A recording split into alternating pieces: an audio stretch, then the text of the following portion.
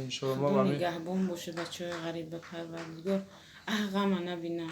نصیب میکنه که صاحب خونه اساسی خودتون میشین ده. ای یعنی خداوند صاحب خونه. این آخر خداوند دعای شما را مستجاب کرد و امروز و ما اینام خدا و اینام تمام تماشاگران شما را تبریک میکنم خدا جان که نگهبان باشه نه، خیلی بچه های خدا. غریب به خداوند در پروردگار که بهترین روز ما کمبغلا را در نظر میگیرن و نگه. میفرد که خونه نو داشته باشین خونه خودتون باشه میفرد. برادرای عزیز، حجتاتون تمام شده میخواین گرانیس هم بگذارین. پس به اکای محیدین مراجعت کنین. اکای محیدین زیاده از 7-8 سال است که مهاجرین تاجیک را از مسکو به قزاقستان میبره میاره. یعنی خط سرحد مسکو قزاقستان. به حدود این باوری نکنه. اینو مو گپ زنه ان شاء الله برای شما تخفیف میکنه. السلام علیکم. السلام علیکم به همه برادران، پدران و مادران. برادرای عزیز، نفر ده که ما همین خانه را وعده کرده بودیم برادرها، همون خانه‌ای که در حصار ساخته بودیم و او زن بود صاحب شوهر، صاحب 5 فرزند. یک فرزندش متاسفانه که شوهرش معیوبند به نهایت در سطح پست زندگی میکردند و دیروز بعد از رفتن دیدن او خانه که ساختمانش به انجام رسیده بود، ما با اون مادر زنگ زدیم و گفتیم که خیر خواهر جان خانه تیاره، میتونین که پگاه دیگه بگذارین و برای ما یک خبر ناخوش داد. به نهایت زیق شدیم، به نهایت نمیدونم سخت مرا زیق کرد که همون یگانه فرزند معیوبش از دنیا گذشته برادرها و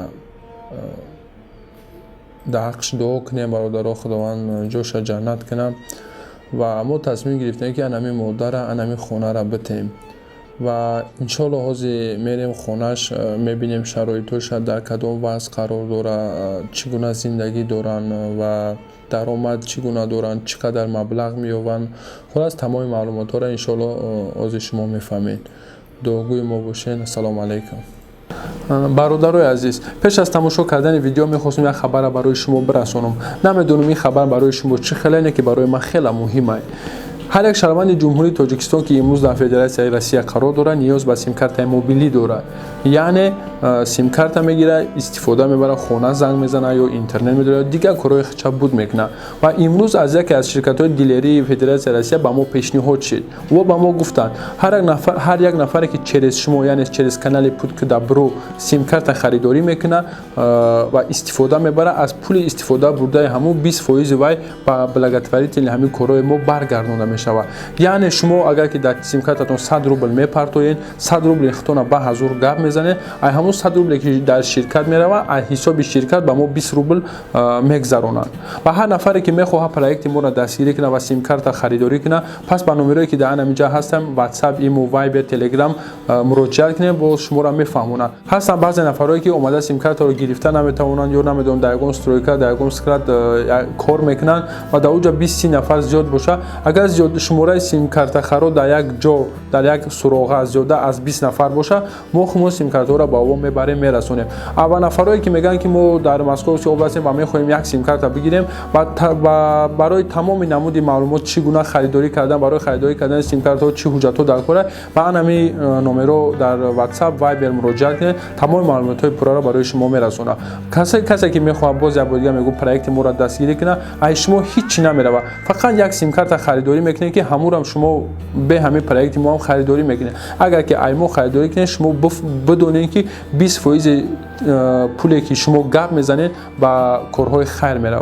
باقی در امان الله خداوند نگهبان علی که ما شما باشه. السلام علیکم. السلام علیکم به همه برادرای عزیز. ما این ها قرار بودیم در خانه نمو مادری که ما وعده کرده بودیم که خانه را میتیم. السلام علیکم خواهر جان. خواهر جان، عوض زندگی شما ما با خبر هستیم مثلا در کدام شرایط زندگی میکنه و اگر که ممکن باشه برای تماشابینای ما بفهمن که ما خونه را کی دادیم خودتون معرفی میکنید. خواهر جان نامتون چی؟ نام مدینه. مدینه.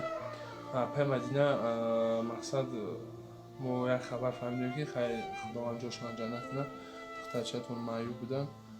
نامشون چی بود؟ فاطمه. فاطمه.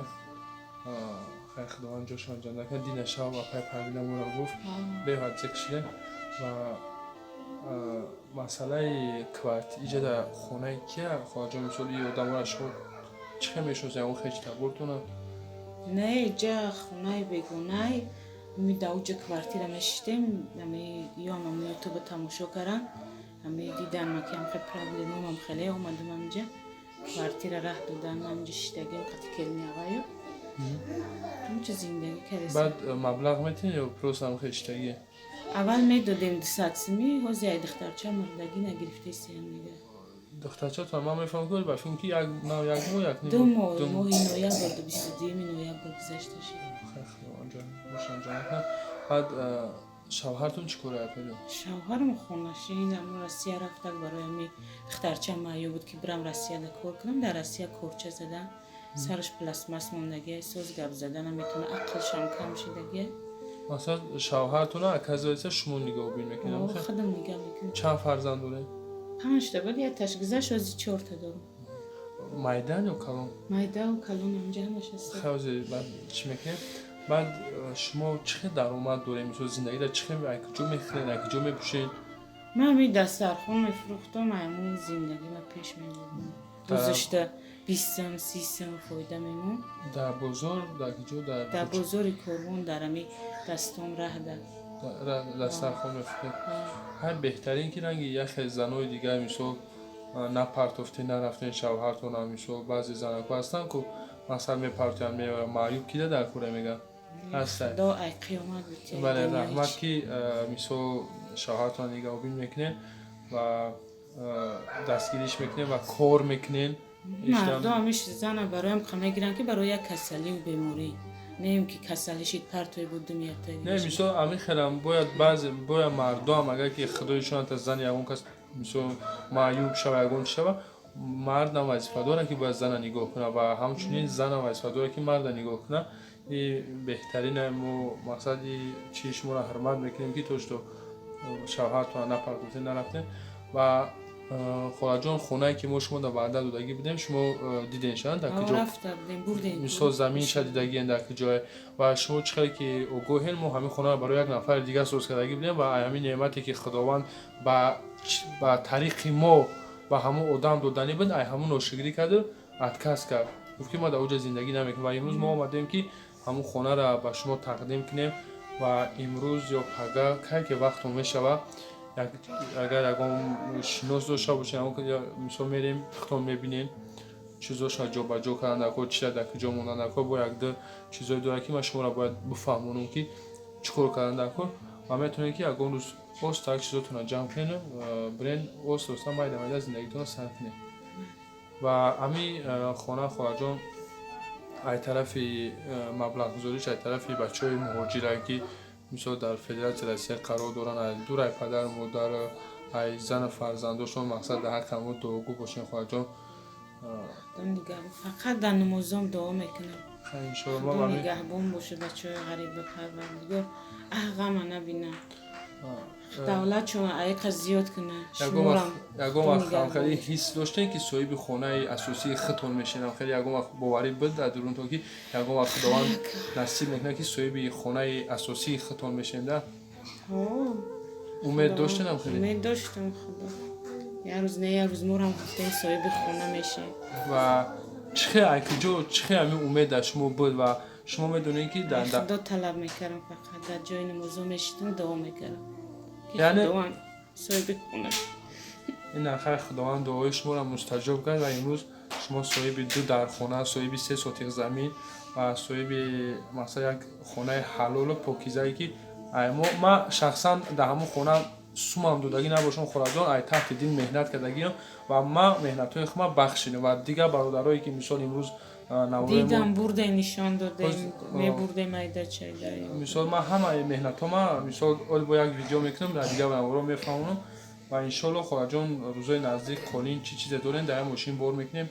میگیریم میبریم فقط پیش رفتن شما یک باید برین ما را اشاره میکنیم که ما گفتیم که کانت مسئله آبش چیه جای همون بچه‌های آب در کجا موندن در شما بگین که ما جابجا کنیم که پگاه شوهر شما این چیزو این کارا رو بفهم کردن نمیتونه جسماً کار کردن سر خم کنه سرش در میکنه پسته یعنی به داروه.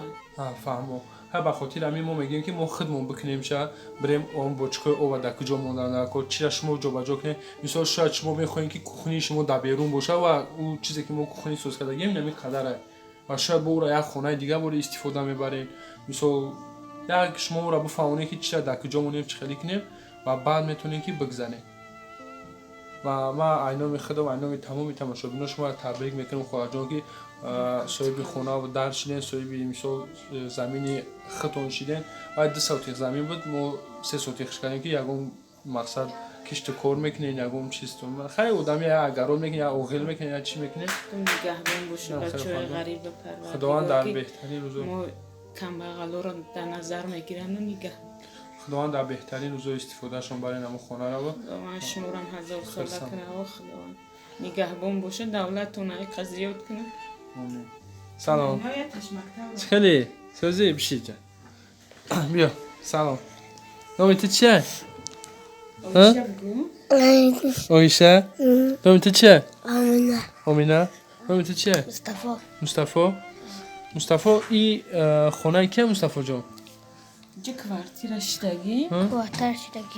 شتگی میفورد که خونه نو داشته باشه خونه ختون باشه میفورد؟ ختون تا قد زندگی کنه؟ و امروز میدونی که تو صاحب خونه شدی مصطفی جان بچه کلان خونه تی؟ میاته بچه خونه را برنامه همین میکنه نصیب باشه بچه صاحب خونه شدی تبریک ولی میبریم خونه نوتون ایشون میتی مالی سینفی چندی مصطفی جان؟ سینفی یک خیلی کلان شدی پدر مادر تا خشتو نگاه کن مالی نامی من پرویزه سلام که نیا بردیم من بچه اکای خودت بدون مالی چی خدمت شید و چه تبگو مرا زنگ میزنه یکی درسات ها خوب بخون مالی در مکتب را و چه غم نتی دادا غم نتی مالی های پگای دیگه نصیب باشه خونه نو میگذنی خدا خواهد و در خونه نو زندگی میکنی حولی کشور خشرو هوای تازه مالی